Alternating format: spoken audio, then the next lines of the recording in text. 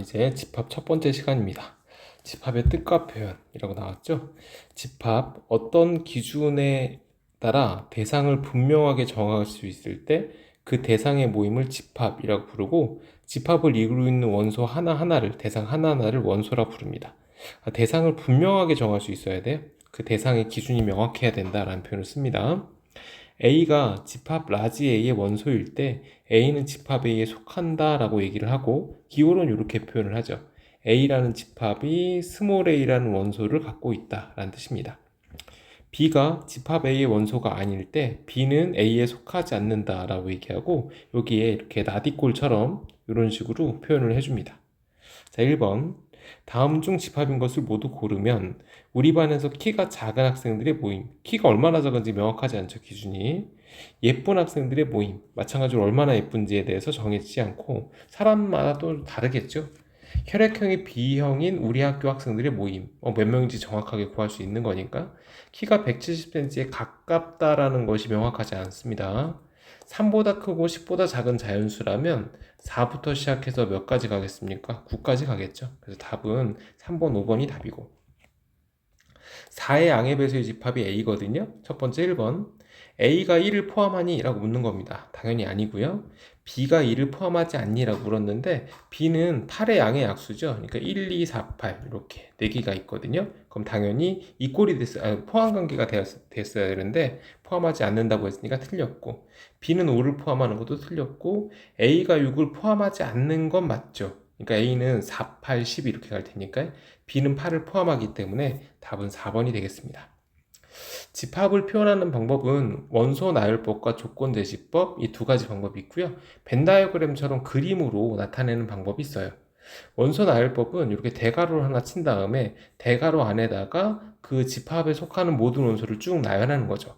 예를 들어 자연수의 집합 그러면 1, 2, 3, 4 이런 식으로 무한집합이라는데 원소의 개수가 무한이 많을 때 이렇게 점점점을 찍어줍니다.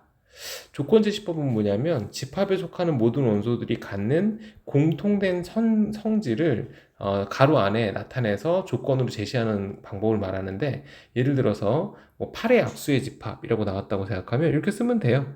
x라고 쓰고 바를 쓰는데, 이게 무슨 뜻이냐면 바 왼쪽의 것이 이 집합 안의 원소입니다 라는 얘기고, 이 집합 안의 원소에 대한 부연 설명을 오른쪽에 쓰죠. 선생님 방금 x는 8의 약수라고 했으니까 여기다 바로 써주면 돼요. x는 8의 약수. 이런 식으로.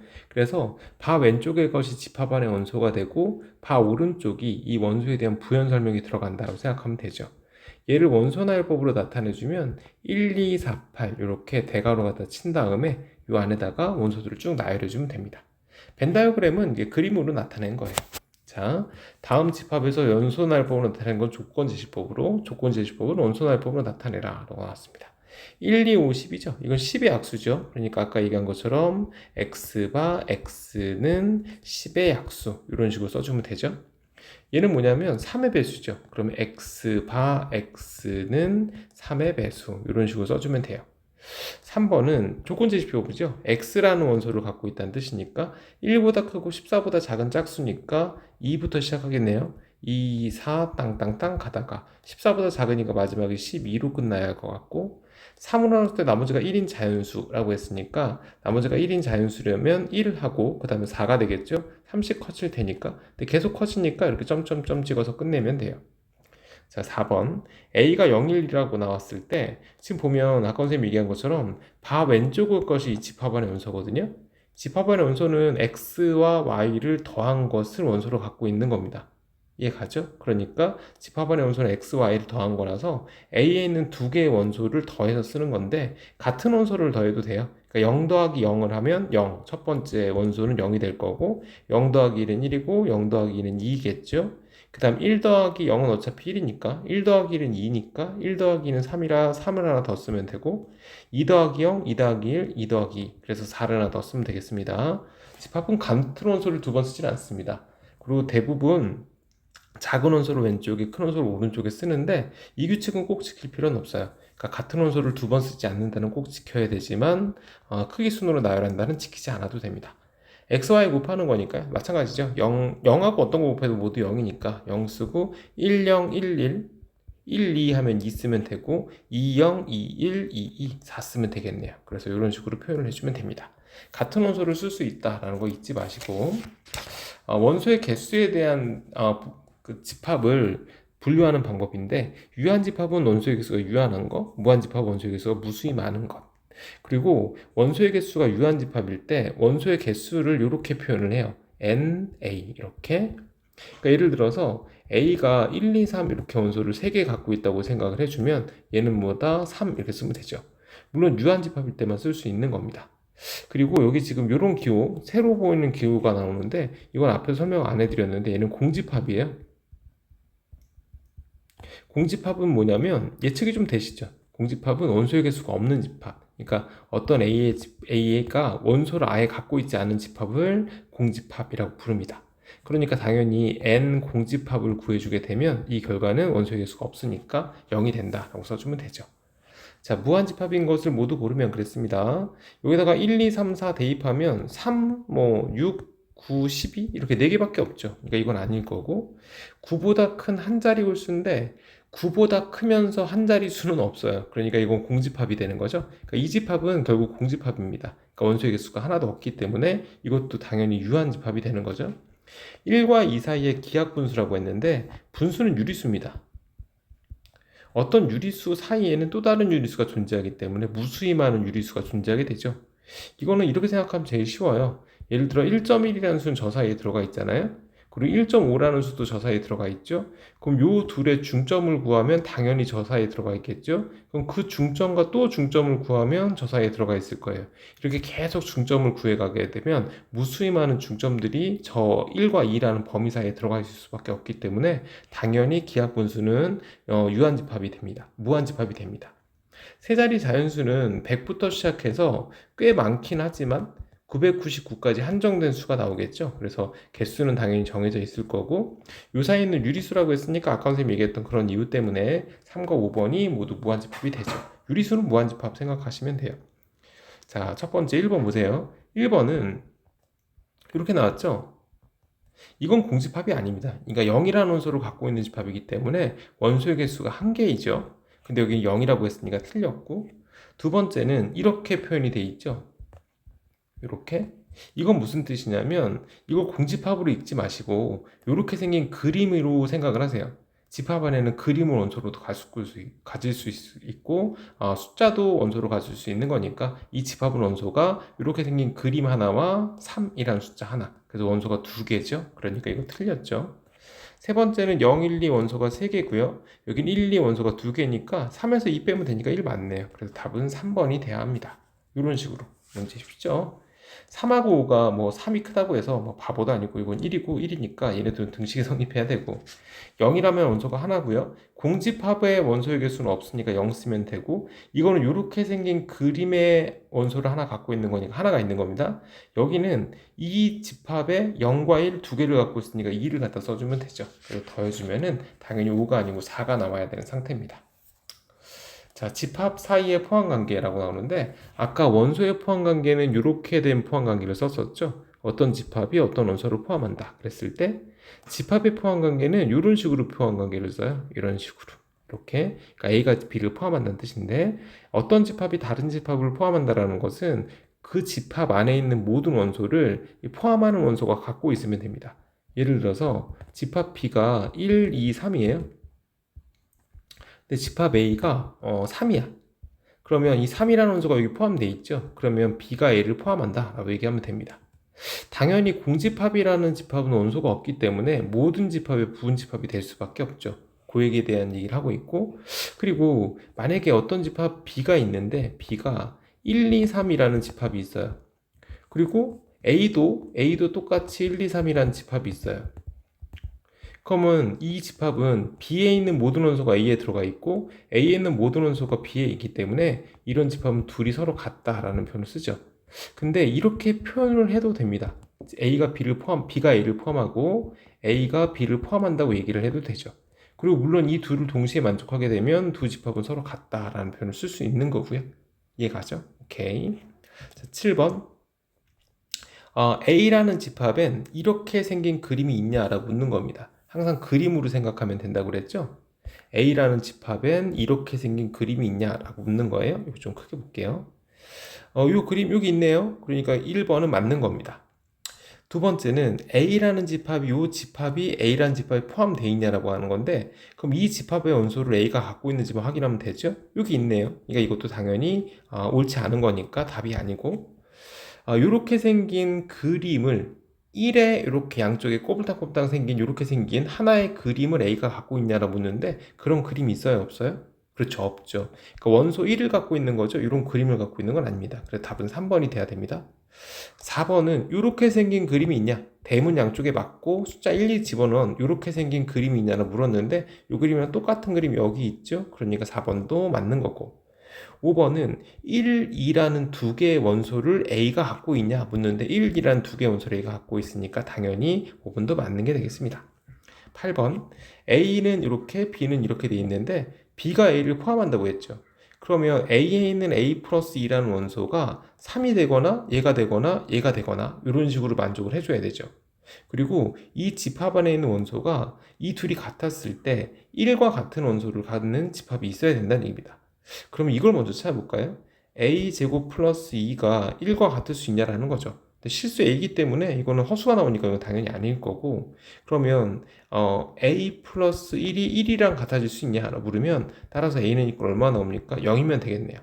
그럼 집합 A는 1, 2를 원소로 갖고 있는 거고, 집합 B는 뭘 갖고 있죠? 3. A가 0이면 2, A가 0이면 1 이렇게 갖고 있으니까 당연히 집합 B가 A를 포함하겠네요.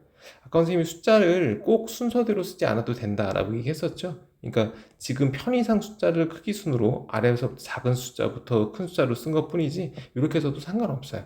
다음 넘어갈게요. 서로 같은 집합, 상등이라고 했습니다. 두 집합이 서로 같기 위해서는 3이라는 원소를 집합 A가 갖고 있어야 되니까 A제곱 플러스 2A는 얼마를 만족해야 되고 3을 만족해야 되고, 두 번째 A제곱 마이너스 3A는 몇을 만족하면 되죠? 마이너스 2를 만족해야 돼요. 그래서 위쪽 방정식을 풀면 A가 얼마가 나오냐면 마이너스 3하고 1이 나오거든요. 그럼 여기다가 마이너스 3과 1을 대입했을 때 마이너스 2가 나오는 건 1이 답이겠네요. 그래서 A는 1이다 라고 써주면 됩니다. 자, 이제 진부분집합이라는 표현이 나오는데, 진부분집합은 진짜 부분집합을 뜻합니다.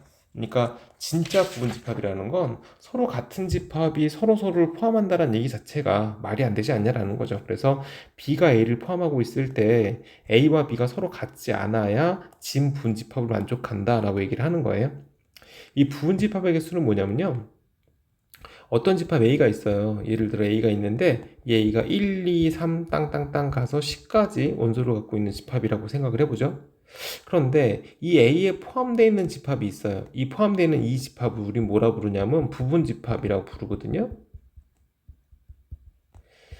그러면 A에 포함되어 있는 집합이기 때문에 선생님이 벤 다이어그램 한번 그려볼게요. A를 이렇게 그리고 B를 이렇게 그렸습니다. 그러면 A의 원소는 지금 1부터 N까지, 10까지, 그냥 N까지로 할게요. N까지 총 N개의 원소가 있는데, 그 N개의 원소는 A와 B의 그림을 그렸을 때 위치가 두 가지로 정의되죠. 무슨 뜻이냐면 1이라는 원소를 여기에 쓸 수도 있고 여기에 쓸 수도 있습니다. 그러니까 집합 B가 A의 부분 집합이기 때문에 B가 그 원소를 갖고 있을 수도 있고, 혹은 B가 그 원소를 안 갖고 바깥쪽에 갖고 있어서 A만 그 원소를 갖고 있을 수 있는 거죠. 그러면 1의 위치는 결국 두 가지가 되죠. 그럼 2도 마찬가지로 두 가지가 되는 거죠. 안에 쓸지 바깥에 쓸지. 그럼 모든 원소들이 다 두 가지씩 경우수가 생기기 때문에 2 곱하기 2 곱하기 따라락 가서 2까지 곱해지는 거니까 결국 2의 n승의 집합의 개수가 만들어질 거다라는 뜻입니다. 집합 B의 모양은 2의 n승계만큼 만들어진다라는 뜻이 되는 거죠. 그래서 진 부분집합의 개수를 구하라고 하면 아까 자기 자신은 빼야 되니까 한 가지를 빼서 계산할 수 있다라고 생각하시면 돼요. 그래서 A의 부분집합의 개수는 총 2의 n승계만큼이 나오고, 진부분집합의 개수는 2의 n승 마이너스 1개만큼 나오게 됩니다. 특정한 원소를 갖거나 갖지 않는 거는 쉽게 생각하면 됩니다. 만약에 집합 B라는 이 부분집합이 1을 갖고 있지 않대요. 그럼 1의 위치는 여기 안쪽 바깥쪽 두 가지가 아니라 반드시 바깥쪽에 있어야 되거든요. 그럼 1은 경우에서 모두 몇 가지가 되겠습니까? 한 가지가 되겠죠. 그러니까 2가 곱해지는 게 아니고 1이 곱해질 거야 라는 뜻입니다. 그래서 위치가 정해지게 되면 그 정해진 위치 때문에 원소 그 경우의 수가 각각 두 가지가 아니고 한 가지로 바뀌게 된다고 생각하면 되거든요. 자, 이제 마지막 한번 해볼게요. 집합 A가 3, 4, 5, 6, 7에 대해서 다음을 구하시오. 집합 A의 부분 집합 중 5는 반드시 원소로 같고 5는 원소로 같고 3과 6은 원소로 같지 않아야 돼요. 그러니까 집합 A의 부분 집합 중에서 그러니까 집합 A가 이렇게 있는데 부분 집합 B가 이렇게 있는데 5는 원소로 가져요. 그러니까 5는 여기 두 가지 경우의 수가 아니라 반드시 안쪽에 들어가야 되는 거죠. 그럼 5는 경우수 한 가지라는 얘기고 3과 6은 원소로 같지 않으니까 3, 6은 반드시 또 바깥쪽으로 가야 되니까 3, 6을 지워주면 되겠네요. 그럼 결국 4, 7 두 개가 남았죠. 4, 7 두 개는 안에 써도 되고 바깥쪽에 써도 되니까 두 가지 곱하기 두 가지 해서 이걸 만족하는 분집합의 개수는 총 4가지가 되겠다는 뜻입니다.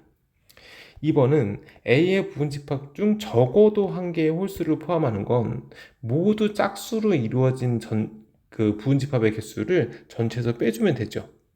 이해가죠, 그죠? 오케이. 그래서 전체 부분 집합의 개수는 당연히 2의 5승계만큼 될 텐데 여기에서 모두 뭐로 가지고 있는 모두 짝수로만 이루어지는 부분 집합의 개수를 빼주면 되죠. 짝수가 지금 4, 6이기 때문에 2의 제곱을 빼서 계산을 해주면 됩니다.